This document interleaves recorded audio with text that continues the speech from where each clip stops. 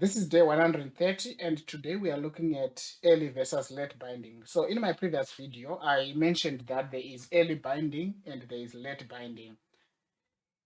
And I did mention that in early binding, you need an object reference, and late binding, you don't need an object reference. But then I had a question, or I received a question that asked me what is early binding and what is late binding, and when to use which one. So I'm going to go through that and explain to you. Hopefully, by the end of this session, you should be able to know what is early binding and late binding, and also how to convert late binding to an early binding or early binding to a late binding, and when to use which binding method. So in VBA, but before I go to VBA, right, so let me just explain using hopefully a simple example. So we have let me just try my art a bit and draw a diagram here. Okay. All right. This is supposed to be a car. All right. More or less, that's how a car looks like. Okay. With its doors and so on and so on. Okay. And it has a steering wheel. Okay. That looks like a car. And I have a person here. Okay. So this is the person. Okay. With eyes. Right. Okay. This guy has lights. Now, let's forget about VBA and just try to think about the example I have here, or the drawings I have on my board here. If I want to define or to reference to the eyes, or if I want to specify that we need to sort of work with the eyes, right? Or I want to reference that I want to work with the lights of this car. If I just know that a human being have a round thing in their face and I don't know its name, I'm going to struggle to be able to direct someone to touch an eye. If I want to just direct you to say, touch your eyes, if I start explaining to say, okay, let's suppose there is a third person who is standing here, and I say, okay, on the object which is next to you, touch a round thing. You're probably going to touch either the lights because they are round, the headlamps, or you are going to touch the eyes, they are round as well.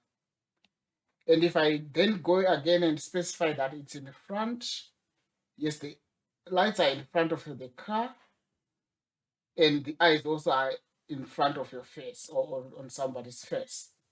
It's going to take long for me to clearly explain what I want you to touch. But if I know exactly the name of these objects, if I know that this is an eye, I can say touch eyes. Then you can quickly run to the person and you touch eyes. And if I say touch ears, you can quickly run and touch ears because only a human being have ears, a car doesn't have. And if I say touch lamps, you can know that it's a car which I'm talking about. Now let's add another complication again. If now, let's suppose there is a dog also here. So this is supposed to be a dog, right? A dog is here. And I say touch eyes. A dog have eyes, a human being have eyes. If I say touch ears, a human being have ears, a dog have ears. So it becomes sort of a bit complicated and you become confused. So what happens with early binding is I define the object I want to work with. I define and say, okay, now we are working with a car. Then I say, working with that car, let's touch something that is round and in front. Then you know it's definitely on a car. Then you go and look on a car. Or if I'm working with a human being and a dog, if I define that now we are working with a human being, let's touch eyes. You know, there is no way you are going to go and touch eyes on a dog because I've already defined that I'm working with a human being. And if I say let's touch legs, you know that we are talking about the human being and not the dog because I've already specified what I'm working with. That's early binding. In late binding, you only define the object later when I want to use it. So if I'm starting my sentence, I just speak about eyes. It's like a poem, sort of a way of writing. I speak about the eyes, I define the eyes. Then later on, yeah, I'm just defining the eyes without even specifying that I'm talking about the eyes. Then at the end, I then specify the eyes I'm talking about are the eyes of a dog or are the eyes of a human being. That's late binding, where I then bind it to a particular animal. So it's a bit confusing, but that's how it works. So early binding, we define eyes of a dog. Then we start describing them. But with late binding, we define the object without specifying exactly what object it is. So in coding, let me just skip my next slide. In coding, what happens here is we define first as a generic object. So we go and say dim, for example, x as object. So this is a generic object. It can be a dog, it can be a human being, it can be a car. Then I go and say dim round object, okay, RO as object. Obviously, or X RO. So which means it's part of X. It's an object which belongs to this major group X. So now I'm defining a part of that initial object. But at this point, I don't know what this initial object is. And I say it's a round object. Now it's either I'm talking about a dog eyes or a human eye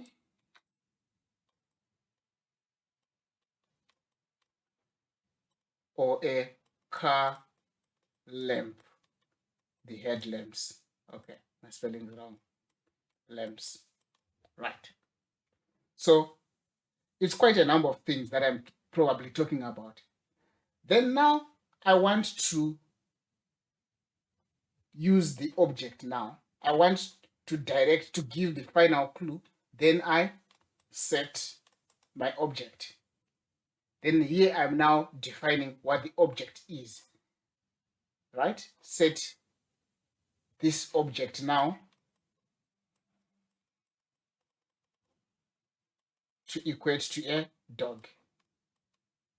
The moment I set this object to equate to a dog, it then means that this second sub-object or this secondary object becomes a dog's eye.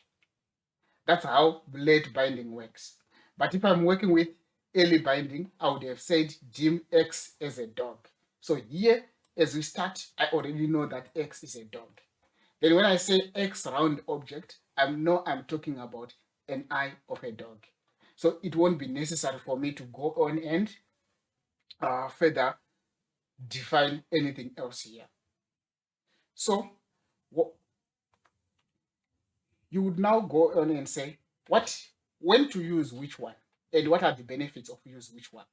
So early binding, as you have seen, if we do early binding from the get-go, we specify the object we are working with. We are working with a dog.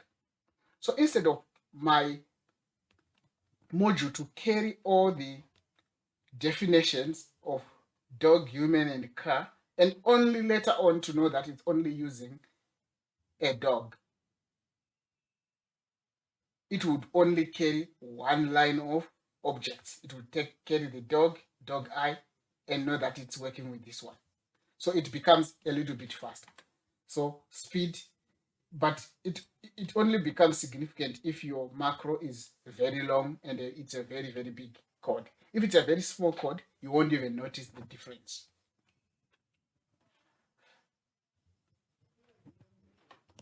However, no, sorry, not however per se, but IntelliSense.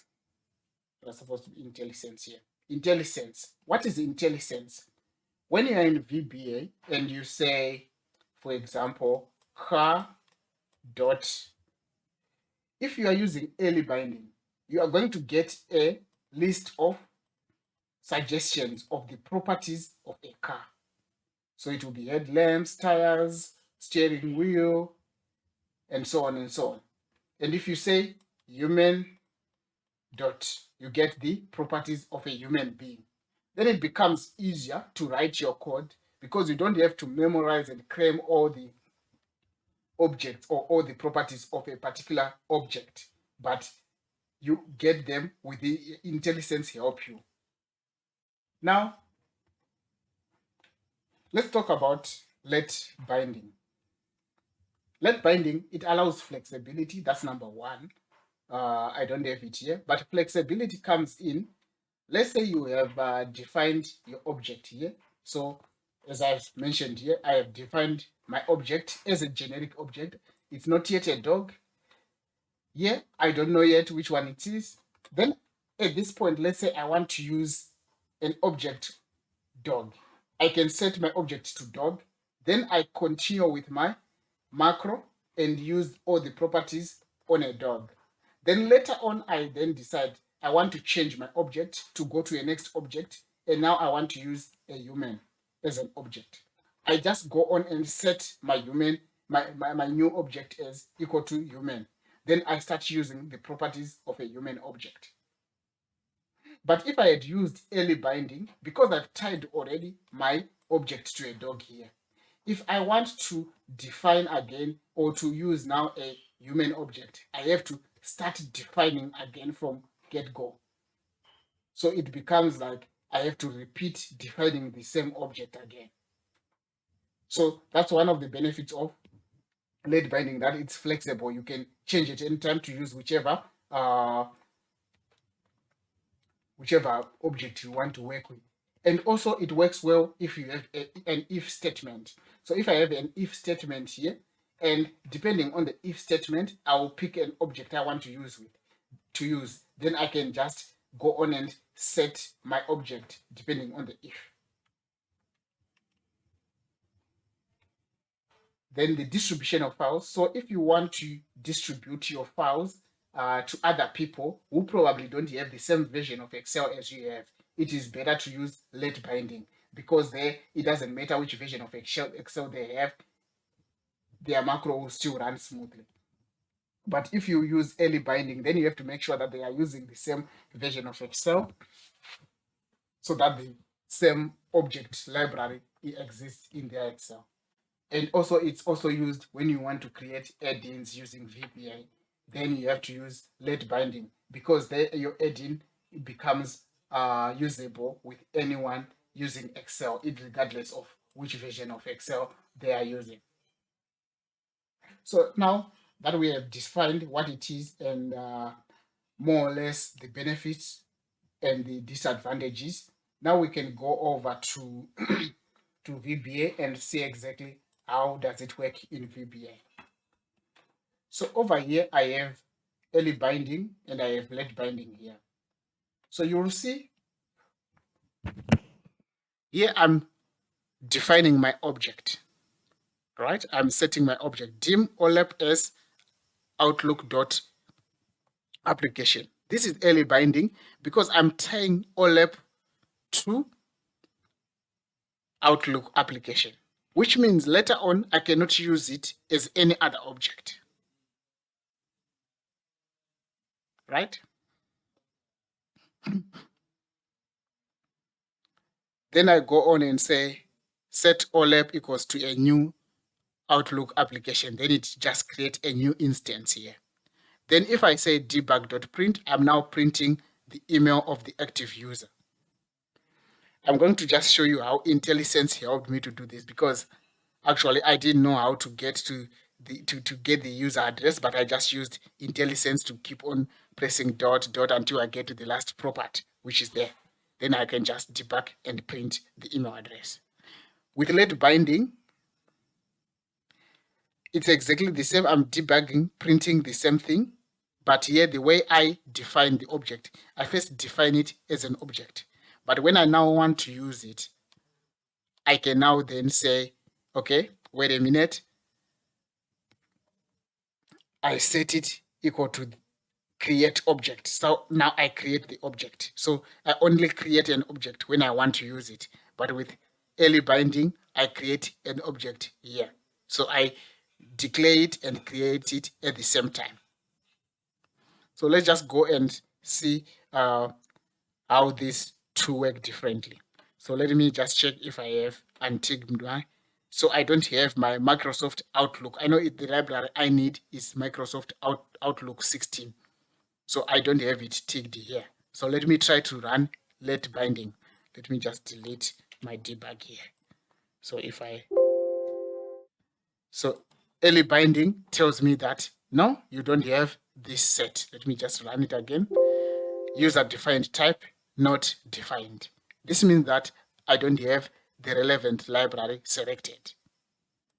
But if I stop this and go to here and try to run it, you can see it's running.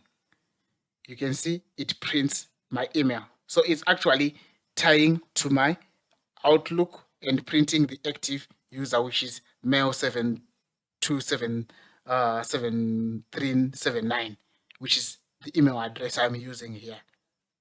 So it's tying to that email address, and it's creating an object and then getting whatever the relevant details are. But here it can't do that because user defined is not defined. Then what I will have to do then is to go here to references and select Microsoft Outlook 16 object library. Then I tick it and I say, okay, now that I've done so, if I do this, you can see now it's working. Then it debugs that print. Let me just do it again. Okay, let me just do it again. F8. Then you can see it's now printing.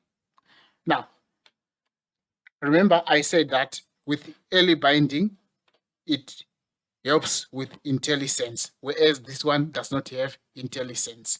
Let's just go and look how IntelliSense helps me there, or helped me to prepare this. So if I just go at the bottom here, let me say debug.print. Okay, so what do I need to do? So OLAP, that's my my object I have defined over here. Then I say dot. You can see it's giving me all the properties. These are all the properties that I have. I can see that if I want to close my application, I can just say dot quit. But here I said I wanted to get to the application, then I said application. Then I said dot. Then you can see you can do advanced search and you search whatever you want to search. Or you can say copy file, copy item. You can do a number of things. Or you can say name. And if I press dot, you can see I've reached the end of my properties. So name doesn't have any other property. So what I can also do is to just check if there's anything I can get for the name. You can try to put brackets. There isn't anything. Let me just try to debug.print. I hope it's going to print something. Yes, it has printed. So this is to get the name of the application. So here's the name of the application. So this is the code actually to get the application. I didn't need to know the code, the name of the application, or the way to get the name of the application. I can just use IntelliSense and it will guide me through, and I can search for the properties. Then if I try to then do the same here,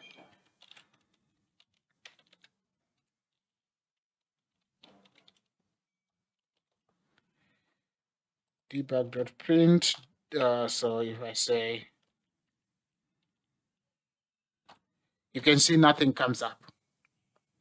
So I don't have anything here. So like here I was getting IntelliSense, but here I don't get any IntelliSense. So I have to know the properties off by heart. But it's so difficult for me to remember this. So when I'm writing codes, I usually just start with the early binding, then I change it to late binding. Then I can just copy this and put it to my late binding. Then it will work. Then it brings the name of the application. One other advantage I mentioned about early versus late binding is that you can change at any given time. Let me just go back to my slideshow, right? I said you define this object in late binding, then you go through and you have an if statement. Then later on you can say, if whatever the statement is, then the object is a dog. Then at this point, I set my object to a dog. Or if the condition is otherwise, the object is human eye, else it's a car. So I can actually use this one object definition, but only just bind it to whatever I want to use. Or I can even use this object as a dog. Then once I'm done using the object as a dog, then I change and set the object equal to human eye, and I use it and I set the object as a car. But with early binding, I did mention that you cannot do that. So here's just an example of that. Here, I have now, so here you can see I'm defining my object as an Outlook application. Then I print the name of the application here. Then here, what I'm trying to do is to now try to use it again as an Excel application. But if I try to run it, you can see it's saying duplicate declaration. So because I'm declaring the same object, that's why it's refusing to be declared. So I cannot use it for two different objects. But if I come down here, you can see that I have used my object, I've declared it, the object as a generic object, then I have defined it now, or I've set it to equate to Outlook application. Then I use it as an Outlook application. Then here I'm trying to now use it as an Excel application. And if I run it, you can see here, if I run it, you can see I use it as an Outlook application and it gives me my email address and the application. And I use it as an Excel application and it gives me my application name, which is Excel. So I can actually use it for two different things. And I can even go on and use it for something else again. So that's the advantage of late binding. I don't have to declare. Now, if I want to declare an Excel object here, I have to use basically a different name here for the object. So I have to maybe use, for example, E for Excel or whatever. Then if I try to do that, you can see now it's working. Okay, yeah, I should just change this to E as well to bind it to my second object here. So I had actually to declare two different objects, but here I just declare one object and use it whenever I want to use it. And the moment I'm done using it, it gets released from the memory. That's how it speeds up my Excel. But this one, the moment I'm done using it, you can see here, I'm done using the object. I'm not using it anymore, the OLAP object, but it's still in my memory in case I need it again. That's why I cannot bind it to another application. But here, the moment I'm done using it, it gets released from the memory. Then I can use it on this other new object. So this is how you can use early binding and late binding. Let me know if you have any questions. I hope you have enjoyed this video. Thank you. Bye-bye.